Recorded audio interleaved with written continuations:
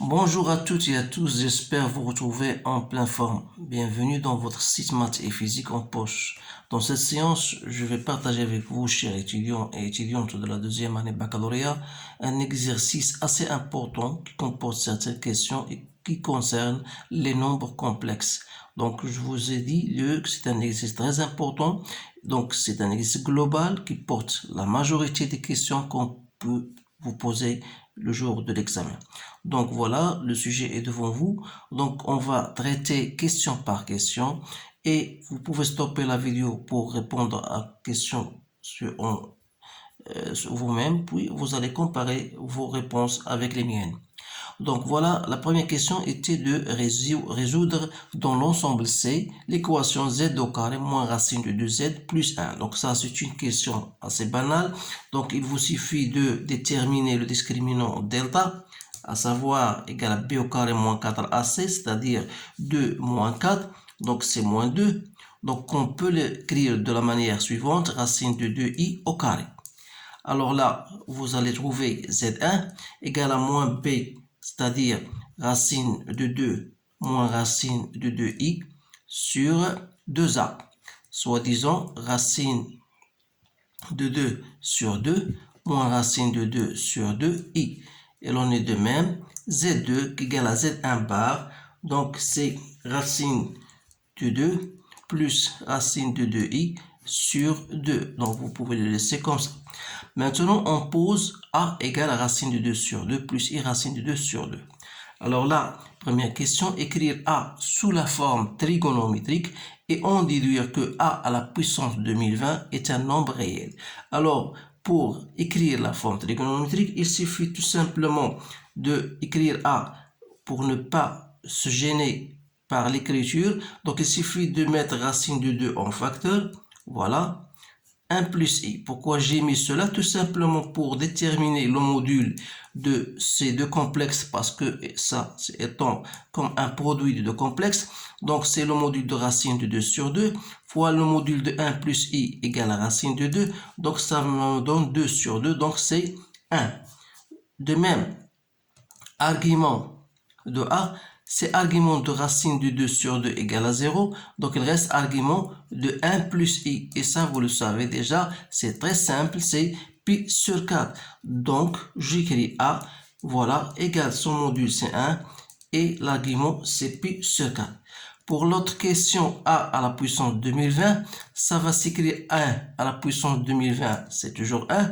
Et j'écris ici 2020 fois pi sur 4, parce que argument de a à la puissance n est égal à n argument de z. Argument de a, c'est-à-dire. Donc, ce sont des propriétés que vous devez connaître. Donc, j'écris 2020 pi sur 4 n'est autre que 504 fois 4 pi plus 4 pi sur 4. Autrement dit, lorsque je simplifie par 4, ça me reste 504 pi qui est de la forme de 2k pi plus pi. Ça veut dire quoi? Ça veut dire que 2020 pi sur 4 est équivalent à pi modulo de pi. Et par conséquent, à 2020, ça va s'écrire 1 pi. Donc, c'est cos de pi, c'est moins 1. Plus ici de pi égale à 0, donc ça appartient à R. Donc on a bien montré que A à la puissance 2020 appartient à R.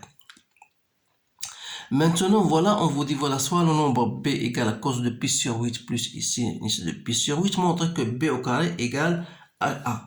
Alors là, tout simplement, pour ne pas laisser ça, donc c'est une forme, c'est la forme trigonométrique, ça veut dire que je pourrais écrire B sous la forme suivante. Ça, c'est une forme algébrique, donc je peux l'écrire sur la forme trigonométrique, dont le module B est le module 1, et l'argument, c'est pi sur 8. Autrement dit, donc B au carré, il aura le même module 1 à la puissance au carré, c'est-à-dire 1, et 2 fois l'argument de pi sur 8, c'est-à-dire c'est 1 pi sur 4. Alors, j'applique ici tout simplement les propriétés que j'ai déjà vues en cours. Donc ça va s'écrire racine de 2 sur 2 plus i racine de 2 sur 2, c'est-à-dire c'est a. Donc c'est bien b au carré égale à bien égale à a. Maintenant, je passe à la troisième question. On vous dit, voilà, dans un repère orthonormé d'origine O, U, V, on considère les points A, B, C d'affixe respective A, B, C, tels que C égale 1. Donc, la rotation R de centre O et d'angle P sur 8 et transforme le point M au point M' d'affixe Z'. Alors, première des choses, vérifiez que Z' égale à BZ. Alors, ici, je vous conseille toujours de faire un schéma parce que ça va vous aider de comprendre mieux. Donc, vous avez une rotation d'origine O et qui transforme un point d'affixe Z ou un point M' d'affixe Z'. Alors, je pourrais écrire alors que OM' égale à OM exponentielle de I d'état. Donc, pour moi, d'état, c'est quoi? C'est pi sur 8. Alors, donc, comment je vais écrire cela? Donc, c'est-à-dire que Z', c'est-à-dire que Z', oui, voilà, Z' égale à OM, c'est quoi? C'est Z fois l'exponentielle de I pi sur 8. Or, l'exponentielle de I pi sur 8 n'est autre que B, c'est-à-dire c'est le nombre complexe B, donc c'est bien Z' égale à BZ. Voilà. Déterminer l'image C de C par la rotation R. Donc je considère ici et montrer après que A est l'image de B par R. Donc je vais considérer C' comme étant l'image de C. C'est-à-dire quoi? C'est-à-dire que OC', voilà, va s'écrire égal à B O C. C'est-à-dire que OC', voilà, égale à B et OC c'est quoi? Puisque ZZC, l'affixe de CC égale à 1. Donc ça veut dire que OC' égale à B. Voilà l'affixe, bien l'image de C', de C par la rotation R. Voilà. Donc, c'est une question simple. Donc, maintenant, je vais passer à la question numéro 4. Voilà.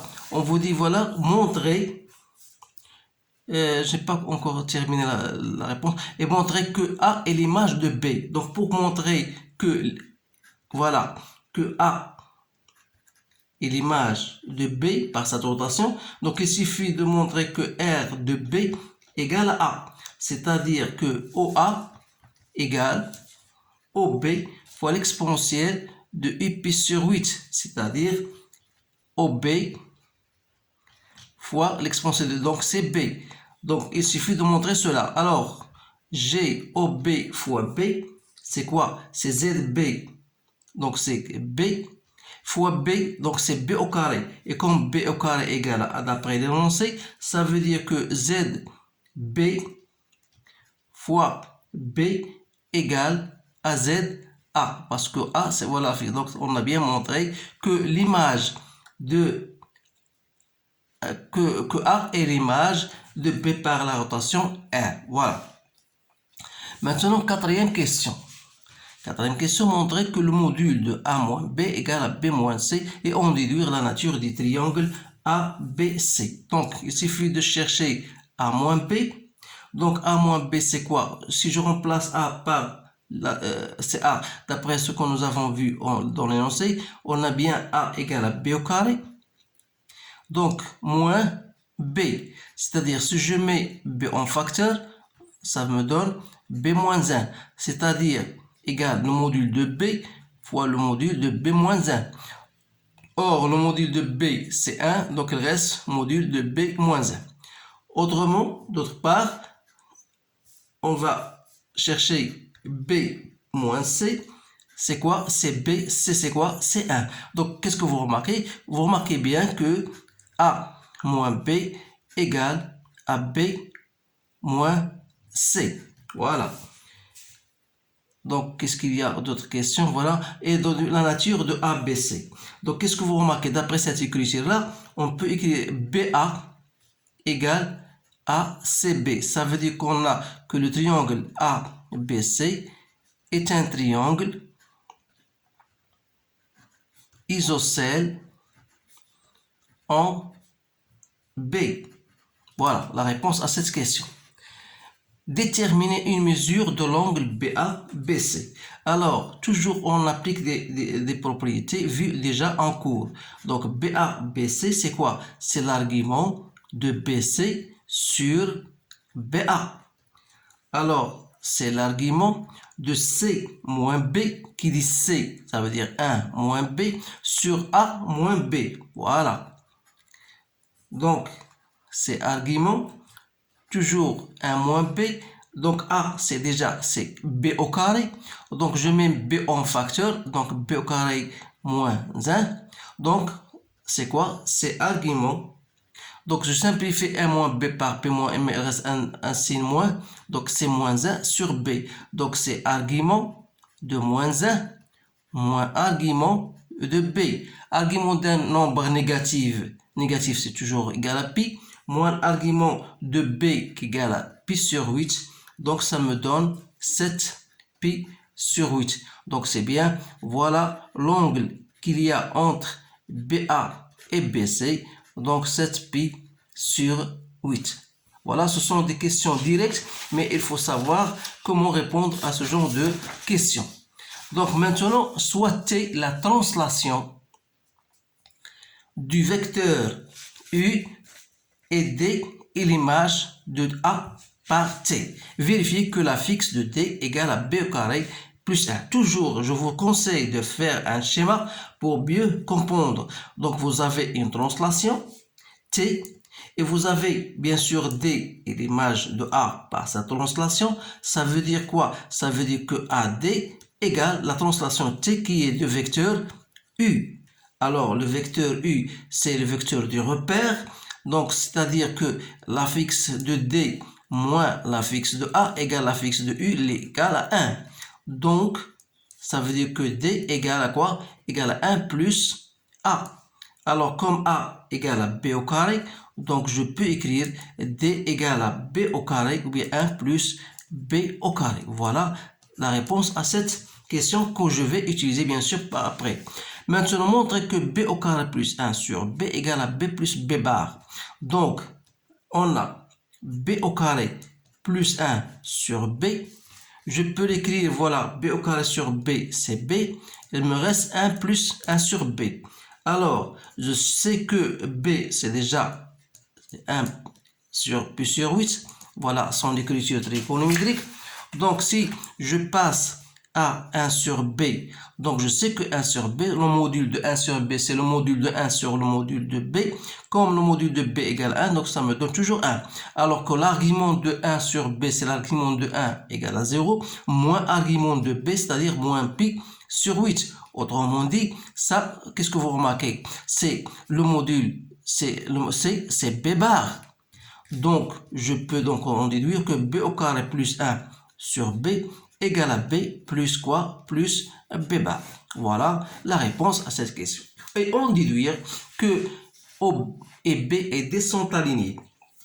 Alors, pour montrer que trois points sont alignés, il suffit de trouver une relation entre OB et OD.